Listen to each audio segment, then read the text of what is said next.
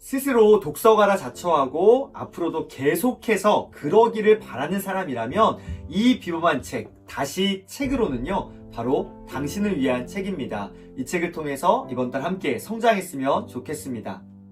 순간 접속 시대에 책을 읽는다는 것이라는 제목으로 한번 오늘 첫 번째 시간 나누도록 하겠습니다. 인지신경학자이자 아동발달학자이시고요. 특별히 읽는 뇌 분야에 정말 전 세계적인 최고의 연구자 가운데 한 명입니다. 읽는 뇌 분야에서요. 그리고 독서와 언어 연구센터장, 터프트대학교에서 센터장 역할을 하고 계십니다. 한국에 소개되어진 번역된 책은 2권이 있습니다. 이번 달 필독서 다시 책으로를 비롯해서 앞서 한 10년 전에 출간된 책 읽는 뇌라는 책이 있습니다. 스스로 독서가라고 자처하고 앞으로도 계속해서 그러기를 바라는 사람이라면 이 비범한 책은 바로 당신을 위한 것이다. 여러분 독서가이신가요? 앞으로도 계속해서 독서가로 남기를 바라시나요? 그렇다면 이 책, 다시 책으로는요, 바로 여러분을 위한 책입니다. 아직까지 읽지 않으셨다면 꼭 한번 읽어보시길 바랍니다. 셰리 터클 MIT 심리학과 교수님 이렇게 얘기합니다. 오늘날 우리가 책을 읽으며 가장 사랑하는 것들이 디지털 세계의 주의 분산 속에 휩쓸려서 사라지는 것은 아닌지 걱정하는 우리 모두를 위한 책이다. 읽기를 얼마나 진지하게 여기느냐. 다시 한번요. 읽기를 우리가 얼마나 진지하게 여기느냐가 우리 삶의 척도가 될 것이다. 정말로 여러분 독서 중요한 거 알고 있습니다. 그러나 그 독서, 읽기, 책을 읽는 것을 우리가 그 중요하다라고 인식하는 만큼 얼마나 진지하게 실제로 여기느냐, 이것이 우리 삶의 척도가 될 것이다. 와, 이게 진짜 기가 막힌 메시지입니다. 자, 마지막으로 국제 난독증 협회에서도 이렇게 이야기합니다. 메리온 울프가 또 일을 냈다. 그녀는 책 모서리가 잔뜩 접히고 손때가 묻고 자주 인용될 운명에 놓인 또 한 권의 보물 같은 책을 썼다. 여러분 이 느낌 아시나요? 책 모서리가 잔뜩 접혀 있는 이 책이요, 얼마나 이 행복합니까? 내가 그만큼 애정을 갖고 열정적으로 읽었다는 것이죠. 손때가 묻고요. 그리고 앞으로 자주 인용될 운명에 놓인 정말 보물 같은 책, 다시 책으로입니다. 자, 옴기니의 말을 여러분 잘 읽어보셨으면 좋겠습니다. 이 책은 작가, 이 저자의 어떤 서문은 없어요. 근데 옴기니의 말이 있습니다. 자, 옴기니가 어떻게 얘기하는지 보세요. 옴기니는요, 이 책을 번역한 번역 작가시죠. 옴기니가 일찍이 지독한 책벌레로 소문났던 문학평론가 김현은 읽기에 즐거움과 함께 읽기에 뭐요? 괴로움이요. 책을 읽는다는 것은 즐거움도 있지만 때로는 괴로움도 있다라는 것이죠.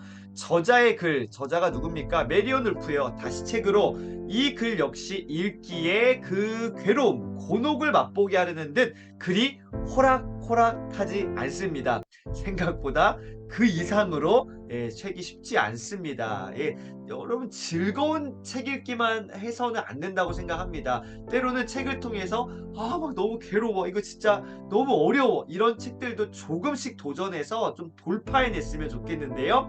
하지만 저자가 안내하는 길은 곤혹으로만 끝나지 않습니다. 그 끝에 우리가 마침내 가야 할 곳, 반겨주는 곳이 있다고 합니다.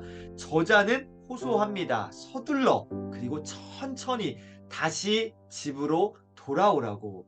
깊이 읽기에서 멀어져간 독자에게 건네는 말입니다. 그 따뜻한 목소리가 되도록 많은 이들의 귓가에 닿았으면 합니다.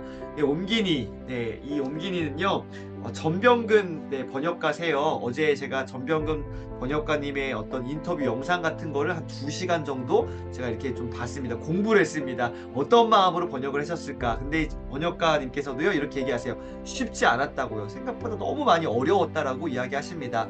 그 어떤 진심이 담겨 있는 옴기니의 말입니다. 자, 여러분 이 책 이제 오늘 마지막 부분인데요. 요 목차를 한번 좀 잘 보시고요. 책 읽기를 시작하셨으면 좋겠습니다. 이 책의 목차는 옴기니의 말로 시작해서 마지막에 메리온 울프 작가님의 감사의 말로 끝맺음을 하고요. 중간에 내용은 9개의 편지글, 편지 서신으로, 서신 형태의 글로 기록되어 있습니다. 첫 번째와 두 번째 편지는 뇌에서 읽기를 처리하는 과정에 대해서 이야기하고 있습니다. 우리의 뇌에서 읽기를 어떻게 처리하는가, 우리가 책을 볼 때, 글을 읽을 때 보고서 이걸 인지하고 어떻게 우리가 뇌에서 이것들이 작동되는지 처리하는 과정에 대해서 이야기하고 있고요. 세 번째와 네 번째 편지에서는 깊이 읽기라는 것이 정말로 왜 어려워졌는가, 그 우리의 현재에 대해서 좀 진단하고 있습니다. 그리고 다섯 번째, 정말 중요한데요. 디지털로 양육된 아이들. 자, 아이들이 어떻게 무엇으로 양육됐대요? 부모님의 사랑으로요? 부모님의 어떠한 돌봄으로요? 아니요. 디지털로 양육된 아이들이요. 우리가 뭐 식당이나 카페나 뭐 이렇게 뭐 노키드 정도 있긴 하지만 어쨌든 막 가면요, 부모님들이 어떻게 해요? 아이들 계속 아이들과 대화하고 소통하고 이렇게 하는 게 아니라 부모님들도 사실 쉼도 필요합니다. 그래서 아이들을 뭘로요? 아이패드나 핸드폰으로요, 이렇게 딱 유인책을 주고요, 아이들을 그렇게 양육을 하고요. 이제 편안한 시간들. 저도 그중에 한 명 최대한 그렇게 하지 않으려고 애를 썼었고요. 이미 저희 아들 컸기 때문에 이렇게 디지털, 저희 아들은 참고로 6학년, 4학년, 2학년인데요. 핸드폰이 없습니다. 디지털로 양육하지 않으려고요. 자, 여러분, 여섯 번째, 일곱 번째, 여덟 번째가 진짜 중요한 챕터인데요. 그렇다면 어떻게 이 아이들에게 읽기를 가르칠 것인가? 이미 디지털로 그렇게 딱 완전히 세팅된 아이들을 어떻게 다시금 읽기를 가르칠 것인가? 여러분, 이 부분이 굉장히 좋아요. 이 부분 잘 읽어보셨으면 좋겠습니다. 그리고 마지막 아홉 번째는요, 독자들이요, 집으로 오세요라고 하면서 다시 한번 전체 내용을 아울러서 총 정리하고 있습니다. 마지막 이 작가님의 정말 뭐라 그럴까, 애잔한, 정말 그 절박한 절규의 그 마음이 여러분 느껴지실 수 있습니다. 독자들이요, 집으로 오세요. 자, 여기서 여러분 첫 번째와 두 번째 이 부분에서 제가 정말 이 이미지처럼요, 절망을 했습니다. 나는 정말 바보인가 봐. 나는 여태까지 책을 읽었다라고 했지만 왜 이렇게 내가 독서력이 이렇게 형편없는가라고 제가 처절하게 힘듦을 경험했던 게 첫 번째, 두 번째 목차였습니다. 뇌에서 읽기를 처리하는 과정인데요. 제가 뇌과학, 뭐 인지과학 전문가가 아니잖아요. 그래서 굉장히 생소한 단어들 너무너무 어려웠습니다. 그리고 표현 방식이 쉽지 않았어요. 그래서 여러분, 1번과 2번 이 서신글, 이 목차 1번, 2번은요, 술술 그냥 적당히 넘어가셔도 문제 없습니다. 다만 특별히 전 다섯 번째부터 해서 쭉 뒷부분에는요, 조금 쉬워지거든요. 이 부분들 한번 집중해서 읽어보시면 어떨까요? 자, 다시 책으로라는 책으로 나누려고 합니다. 이번 달. 여러분, 이게 생각보다 쉽지 않기 때문에, 그러나 한번 우리가 돌파해야 되기 때문에 이 책으로 제가 정말 성실하게 잘 준비해서 나눌 거고요. 그리고 이 책과 더불어서 이번 달 특별히 공병호 박사님의 실용 독서의 기술도 나누도록 하겠습니다. 이 책은 참고로 제가 20대 때 벌써 15년 뭐 이렇게 한 넘은 것 같은데요. 아, 독서를 해야겠다. 야, 독서라는 걸 통해서 내 인생을 성장할 수 있겠구나라는 어떤 확신을 가졌던 책이 바로 이 책이었습니다. 이 책을 통해서 독서의 세계로 빠져들었다고 해도 과언이 아닙니다. 이 책도 제가 뒷부분에 나누도록 하겠습니다.